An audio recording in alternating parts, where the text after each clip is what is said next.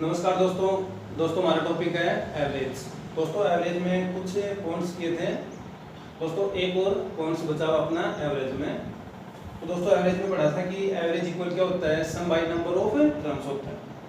दोस्तों फिर ये जो लास्ट अपना पॉइंट्स है दोस्तों, ध्यान रखना कि औसत राशि से, दोस्तों औसत राशि से मतलब एवरेज से जो ऊपर की संख्या यानी कि जो बड़ी संख्या होती है उनका एवरेज से अंतर का योग, दोस्तों अंतर का योग, दोस्तों एवरेज से अंतर का योग तथा औसत राशि से यानी कि एवरेज से, दोस्तों औसत राशि से मतलब एवरेज से नीचे की संख्याओं का योग, नीचे की संख्याओं का योग का मतलब दोस्तों छोटी संख्याओं का एवरेज से अंतर का योग दोस्तों हमेशा क्या होता है, समान। दोस्तों फॉर एग्जांपल, दोस्तों जैसे अपने पास में 40, 30, 25 और 10, दोस्तों अपने पास में चार संख्याएं हैं, चार आंकड़े हैं दोस्तों अगर इनका एवरेज ज्ञात करना हो, दोस्तों अगर इनका एवरेज, तो दोस्तों 40, 30, 25 और 10, दोस्तों अगर इनका एवरेज ज्ञात करूं, एवरेज क्या होता है, आंकड़ों का योग बटे आंकड़ों की संख्या, आंकड़ों का योग बटे आंकड़ों की संख्या।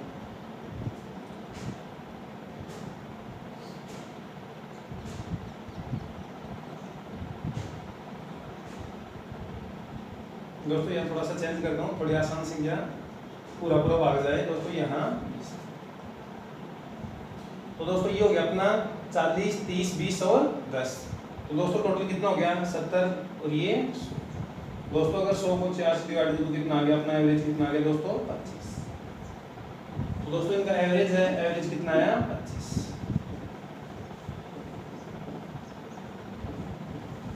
अब दोस्तों ये कहा कि ये तो एवरेज से बड़ी संख्या है और ये दोस्तों छोटी संख्या है। तो दोस्तों एवरेज से अंतर, दोस्तों एवरेज से अंतर, बड़ी संख्याओं का अंतर, दोस्तों ये कितना हो गया,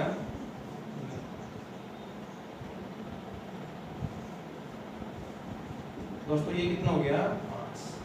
दोस्तों अब कहा कि नीचे की संख्याओं का औसत से अंतर का योग, दोस्तों योग कितना हो गया 20। दोस्तों फिर एवरेज कितना है 25। दोस्तों नीचे की संख्याओं से अंतर, ये अंतर कितना आ गया दोस्तों 5।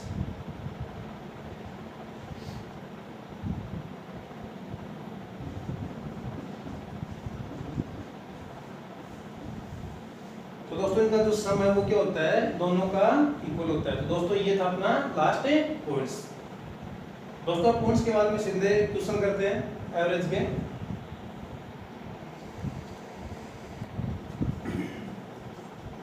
नमस्कार दोस्तों,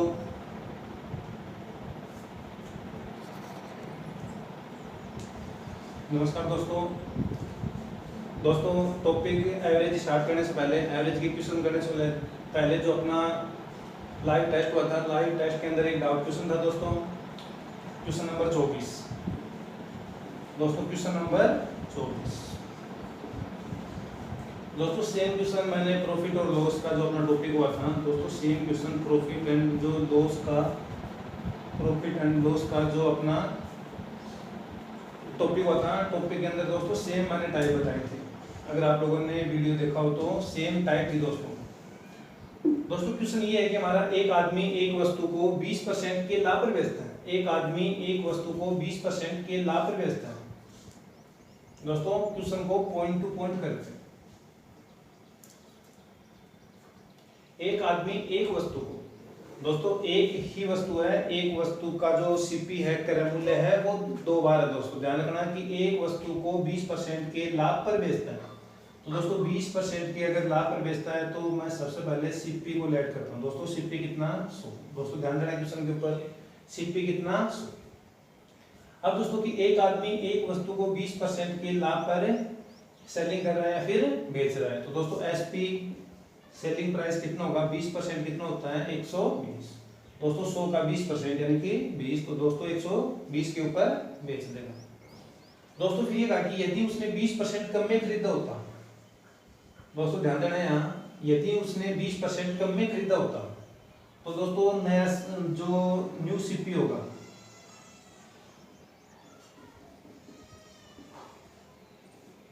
दोस्तों ने कहा कि उसने 20% कम में खरीदा होता दोस्तों 100 का 20% कितना होता है कम में? दोस्तों 100 का 20% कितना होता है? 20। तो कम में खरीदा होता है तो कितना? 80। ध्यान देना दोस्तों। या फिर दोस्तों नया सीपी कितना होगा? न्यू सीपी और न्यू एसपी। फिर दोस्तों ये कहा यदि उसने 20% कम में खरीदा होता, दोस्तों 20% कम में खरीदा होता, दोस्तों पहले कितने का था? 100। दोस्तों 20% कम में खरीदा होता, दोस्तों 100 का 20% कितना होता है? 20। तो दोस्तों नया सीपी कितना होगा? 80। दोस्तों नया सीपी कितना होगा? 80। फिर दोस्तों ये कहा कि इसे 25% का लाभ होता, दोस्तों अगर उसने 20% कम में खरीदा होता तो उसे 25% का लाभ होता। 25% का क्या है? प्रॉफिट है। तो दोस्तों 25% का प्रॉफिट, दोस्तों 80 के ऊपर 25% कितना होता है? 20 होता है दोस्तों। दोस्तों 80 का 25% कितना होगा? 20 होगा। दोस्तों प्रॉफिट के ऊपर है तो 80 का 25% अगर 20 है तो 80 के ऊपर 20 अगर ऐड करता हूँ तो कितना हो गया? नया एसपी कितना होगा? 100। ध्यान देना दोस्तों। एक बार फिर बता रहा हूँ दोस्तों, सबसे पहले मैंने कितना लेट किया, कितना माना? सीपी 100। फिर दोस्तों ये कहा कि 20% के लाभ पर बेचता है तो दोस्तों एसपी कितना हुआ? 120। फिर दोस्तों वही वस्तु है, पहले कितने रुपए की थी वो? 100 रुपए की। अब कहा कि 20% कम में खरीदा होता, दोस्तों 20% कम में खरीदा होता तो दोस्तों 100 का 20% कितना होता है? 20। कम में खरीदा होता तो 100 का 20 कम, दोस्तों कितना? 80। फिर दोस्तों ये कहा कि इसे 25% का लाभ होता, दोस्तों 80 का 25% कितना होता है? 80 का 25% कितना होता है दोस्तों? 20। तो दोस्तों 80 में अगर मैं 20 ऐड करता हूँ तो नया अपना एसपी कितना होगा? 100। दोस्तों यहाँ तक हो गया।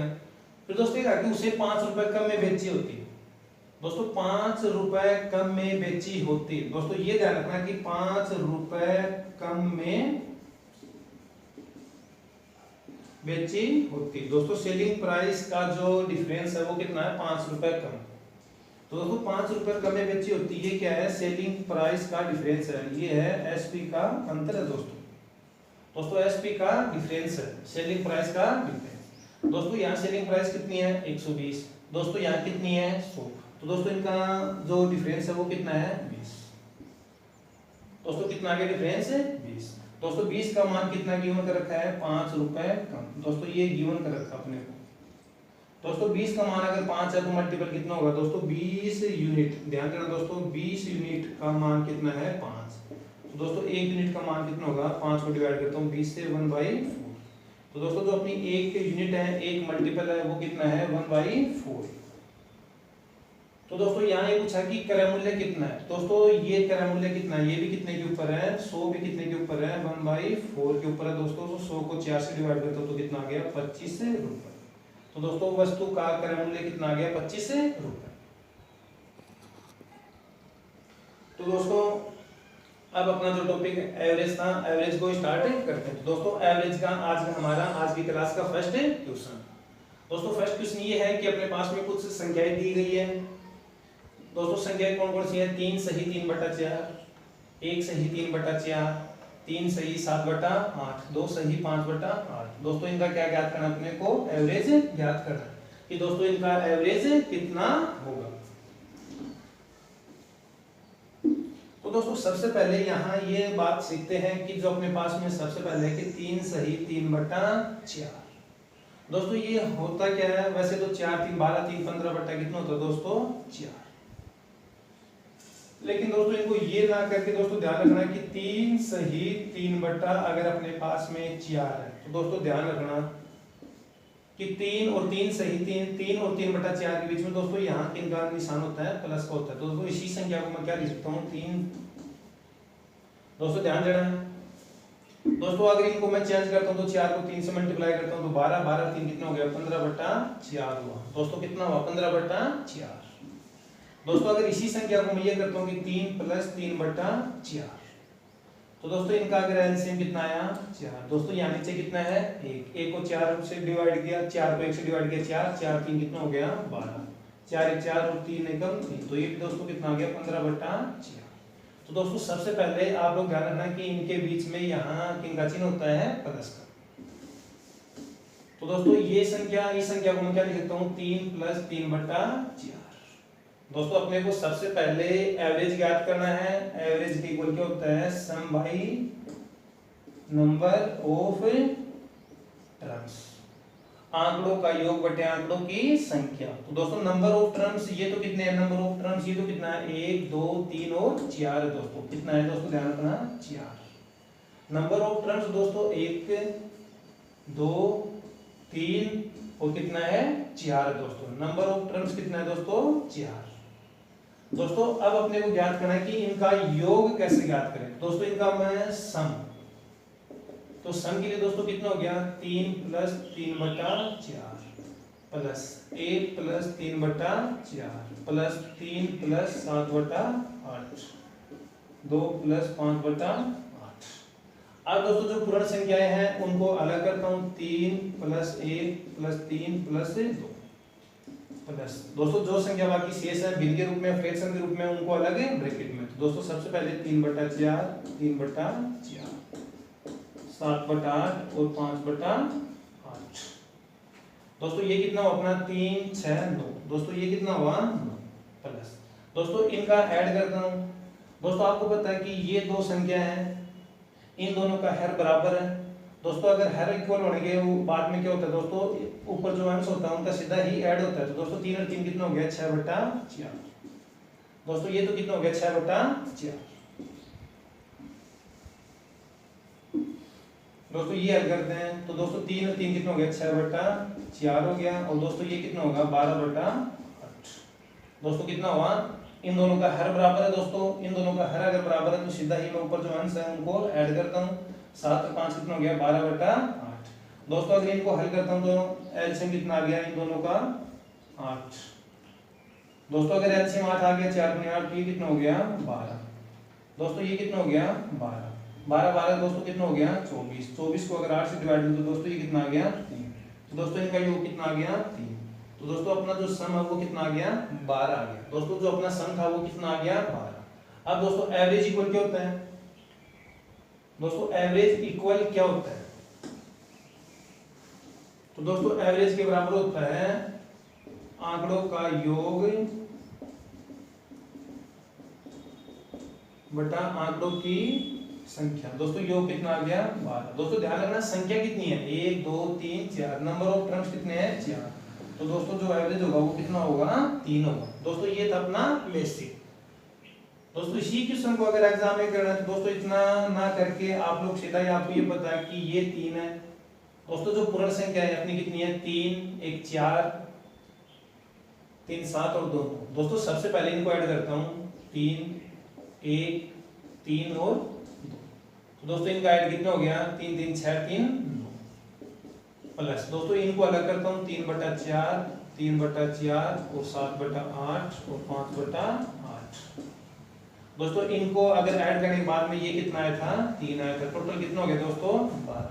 दोस्तों अब अपने को एवरेज कितना होगा, एवरेज बराबर क्या होता है, सम बाई नंबर ऑफ टर्म्स। तो दोस्तों सम इनका योग कितना आ गया, 12। दोस्तों ध्यान रखना है नंबर ऑफ टर्म्स की आंकड़े कितने अपने पास में, आंकड़े 1 2 3 4। 12 को अगर 4 से डिवाइड करें तो दोस्तों अपना एवरेज कितना आ गया, 3। तो दोस्तों ये अपना आंसर।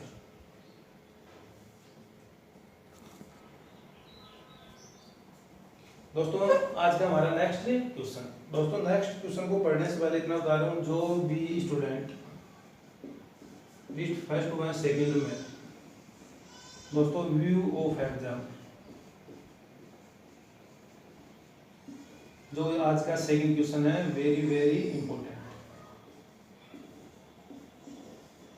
दोस्तों क्वेश्चन के ऊपर ध्यान रखना, view of exam read level first और सेकंड।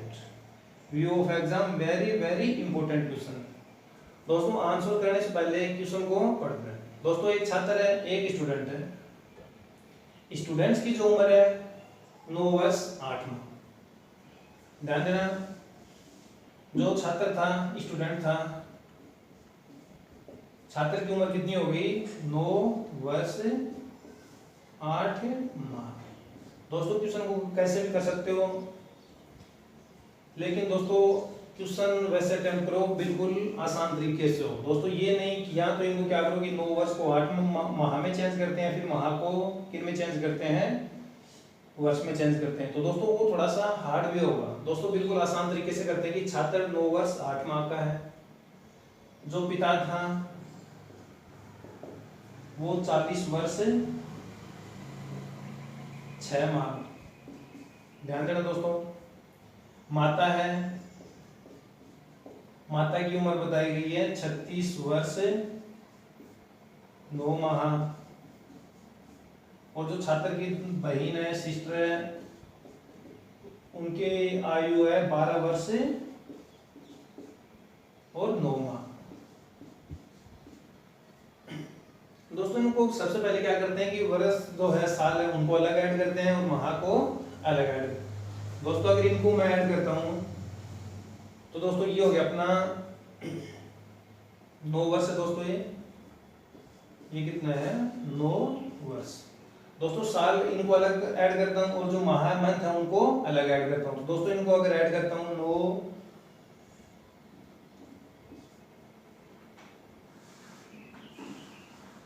97 ईयर्स। दोस्तों टोटल जो वर्ष है वो कितनी हो गई 97 वर्ष। माह दोस्तों कितने हो गए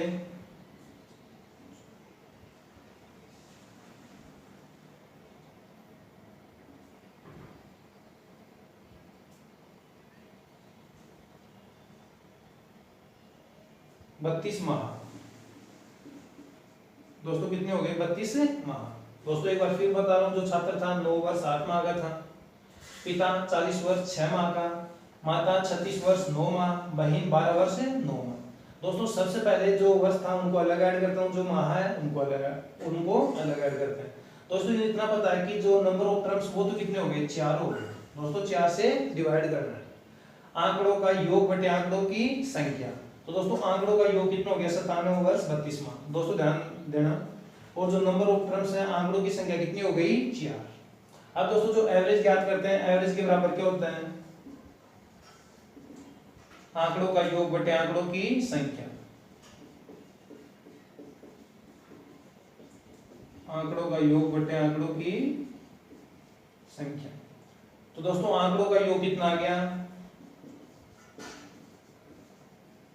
97 वर्ष और ये कितना आ गया दोस्तों 32 माह। और दोस्तों संख्या कितनी आ गई 4 जने। दोस्तों एक छात्र है, एक पिता है, एक माता है, एक बहन है। तो जने कितने आ गए दोस्तों 4। दोस्तों 97 वर्ष 32 माह को अगर मैं 4 से डिवाइड करूं तो दोस्तों यहाँ क्या करना होगा। दोस्तों ये ही बात सीखनी है अपने को यहाँ।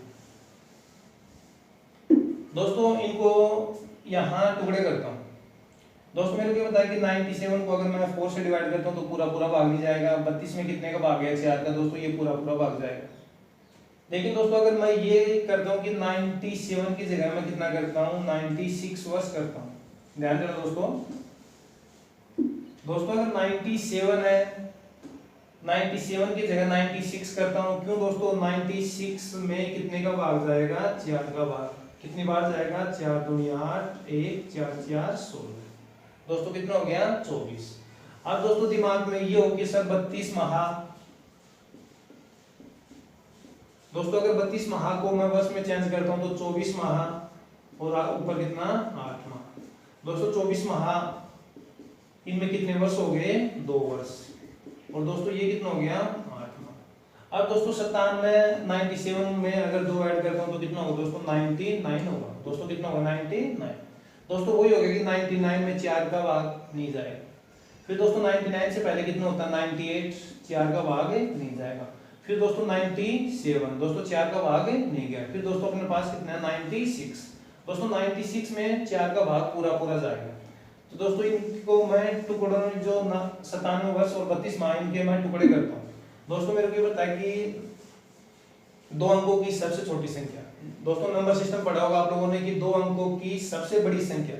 दोस्तों 2 अंकों की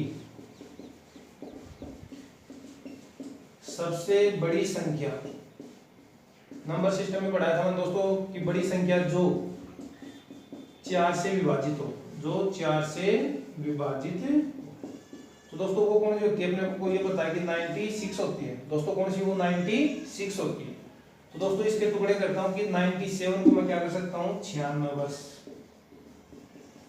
दोस्तों ऊपर जो एक वर्ष बचा है और प्लस में कितना हो गया 32 माह। और दोस्तों डिवाइड कितने से करता हूँ मैं 4 से। दोस्तों कितने से करता हूँ 4 से। दोस्तों ध्यान देना। दोस्तों एक वर्ष की जगह में कितना कर सकता हूँ 12 माह भी कर सकता हूँ। तो दोस्तों इसी को क्या कर सकता हूँ 96 वर्ष प्लस 12 माह और प्लस में 32 माह। और दोस्तों डिवाइड कितने से 4 से। अब दोस्तों 96 ईयर्स ये तो कंप्लीट है पूरा है। और दोस्तों 12 माह और 32 माह। दोस्तों 12 माह और 32 माह।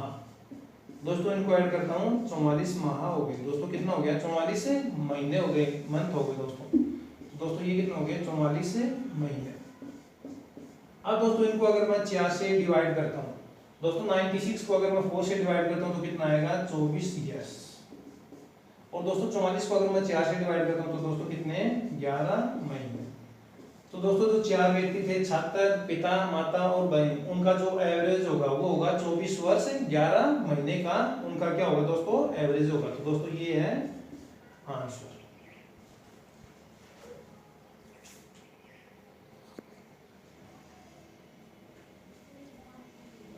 दोस्तों नेक्स्ट क्वेश्चन है कि स्काउट दल के 12 सदस्यों की औसत ऊंचाई। दोस्तों ध्यान रखना कि एवरेज कितना गिवन कर रखा है 160.5 सेंटीमीटर है और दल में सभी सदस्यों की औसत ऊंचाई का योग कितना होगा। दोस्तों योग याद करना है। और दोस्तों मेंबर कितने हैं 12। तो दोस्तों मैंने बताया था कि योग इक्वल क्या होता है, ध्यान रखना दोस्तों योग बराबर क्या होता है औसत इंटू संख्या। दोस्तों औसत कितना है 160.5 सेंटीमीटर में दोस्तों संख्या कितनी है 12। अगर दोस्तों मैं इनको मल्टीप्लाई करता हूं तो ये होगा अपना 1926 सेंटीमीटर।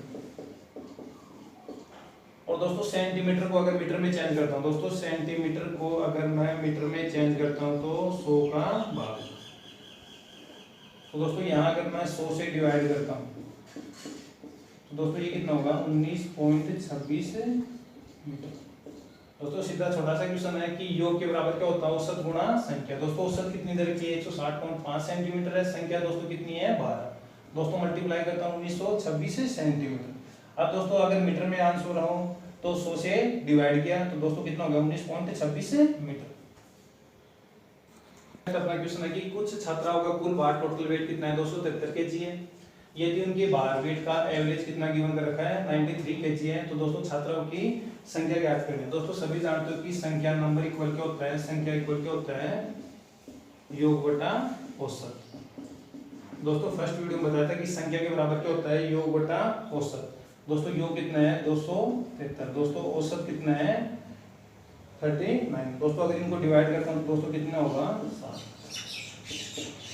दोस्तों संख्या इक्वल क्या होता है योग बटा औसत। दोस्तों योग कितना 273, औसत कितना है 39। अगर दोस्तों डिवाइड करते हैं तो कितना हो गया 7। तो दोस्तों कितना होगा छात्रों की संख्या कितनी आ गई 7। तो दोस्तों ये होगा आंसर।